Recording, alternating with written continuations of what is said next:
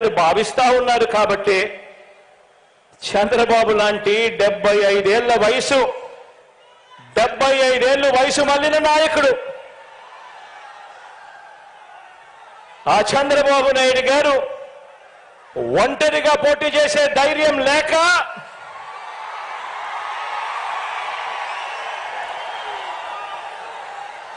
ఈ బాబు దత్తపుత్రుడితో సహా ఇతరులతో పొత్తు కోసం వెంపర్లాడుతా ఉన్నాడు అంటే దాని అర్థం ఏమిటో ఆలోచన చేయమని అడుగుతా ఉన్నా.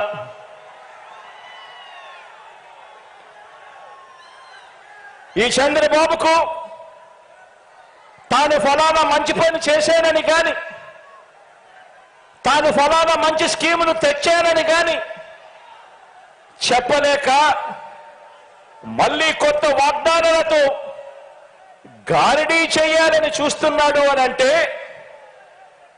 దానికి అర్థమేమిటి? దానికి అర్థమేమిటో తెలుసా?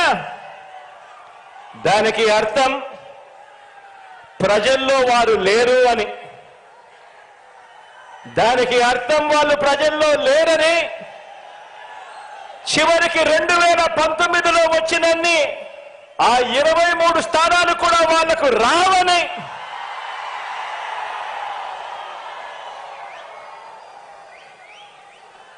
నూట 75 స్థానాల్లో కనీసం పోటీ పెట్టేందుకు వాళ్లకు అభ్యర్థులు కూడా లేరని.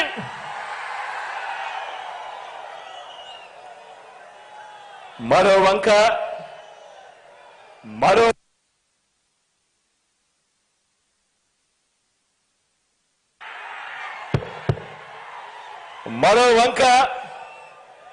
మన పార్టీని చూడండి. మన పార్టీ చరిత్ర ఓ విప్లవ గాథ. మన ప్రభుత్వ చరిత్ర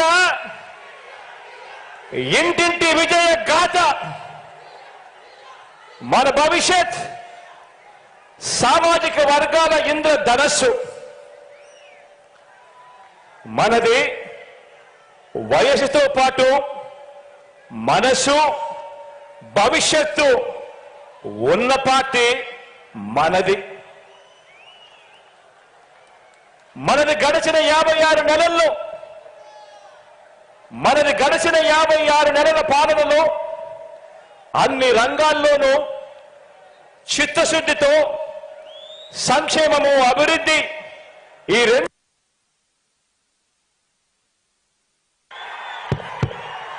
ఈ రెండింటిలోనూ కూడా సరికొత్త రికార్డులు సృష్టించిన పార్టీ మనది. మన పార్టీ మేనిఫెస్టోలో ప్రజలకిచ్చిన వాగ్దానాలను ఏకంగా 99% నెరవేర్చిన పార్టీ మనది.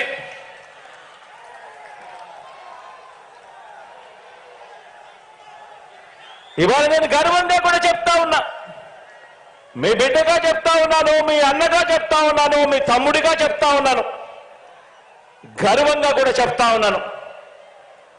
మోసాన్ని నమ్ముకోలేదు, అబద్ధాన్ని నమ్ముకోలేదు మీ బిడ్డ. మనం చేసిన మంచిని, ఇంటింటికి చేసిన అభివృద్ధిని నమ్ముకొని ఈరోజు ప్రజల దగ్గరికి మళ్ళీ వెళ్తా ఉన్నాడు మీ బిడ్డ అని కూడా గర్వంగా ఈ సందర్భంగా చెప్తా ఉన్నా. మనది పేదరికము, అసమానతల సంఖ్యలను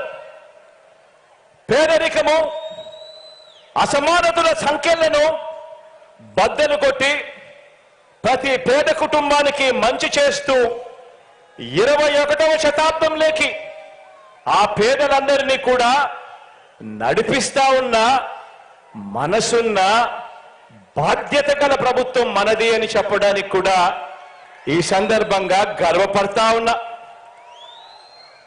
మీరే చూడండి, ఇంటింటికి వెళ్ళి కొన్ని విషయాలు ప్రతి పేద కుటుంబానికి వివరించండి. 75 రోజుల్లో ఎన్నికల యుద్ధం ఆలోచన చేయమని అడుగుతా